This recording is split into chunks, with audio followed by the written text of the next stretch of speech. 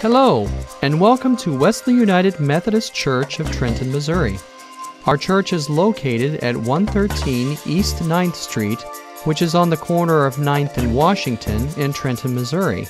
You can call our office between the hours of 9 a.m. to 3 p.m. Central Standard Time, Monday through Friday at 660-359-6762, or visit our website at wesleyunitedmethodist.us. Now we invite you to open your heart, mind, and body to the Word of God with Reverend Barry Boulware. During the season of Lent, I'm doing something that I've never done before. I'm preaching on the 7 last sayings of Jesus. I've never done that before. Normally, we would read some of those texts on Good Friday, but there's 7 of them altogether. And it's like we just don't have time to get all of those 7 sayings in on Good Friday, because that's just one evening. And so every Sunday during the season of Lent, we'll be examining the last words of Christ. Today we go to Matthew's Gospel, and we are on the 27th chapter, and we read verses 45 and 46. From the 6th hour until the 9th hour, darkness came over the land. About the 9th hour, Jesus cried out in a loud voice. He said, my God, why have you forsaken me?" May God bless this reading of His holy written word. Please be seated.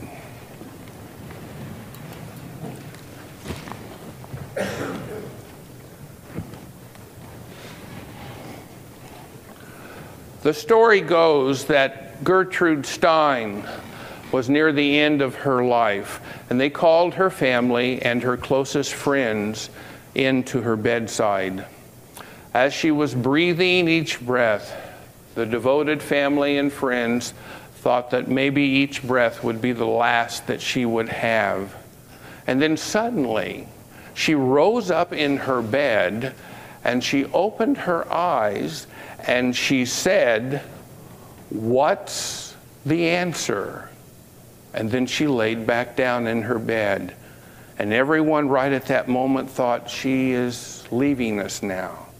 But then she rose right up again one final time, and she said, "What's the question?"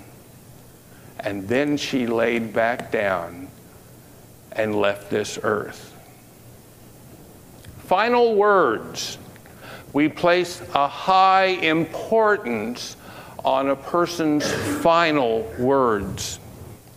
I've been with several people throughout my years of ministry when they shared their final words, and no doubt many of you have been present at such a time as well. If Jesus spoke one last time, what would He say? Well, we can answer that question. In the season of Lent, we turn to these last 7 things that Jesus spoke from the cross. It's noon on Friday.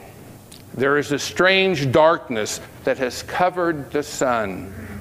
We sense an eerie, mysterious darkness in the sky, and the damage is already done.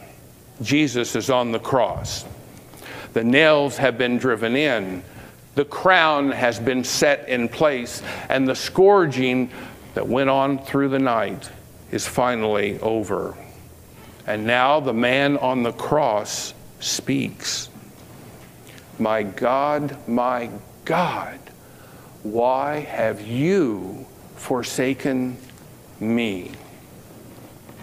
He is speaking, of course, not to his mother, not to any family or friends, not even to the disciples. He is speaking to the one that he called Father. The Son is speaking to the Father. And the words are shattering heartbreaking, mind-numbing. At this precise moment in time, the Son honestly feels like the Father has abandoned him. Abandonment. It means to be left to yourself. All others have left you. No one comes to your help. You are completely alone. Abandonment here was thought to be intentional.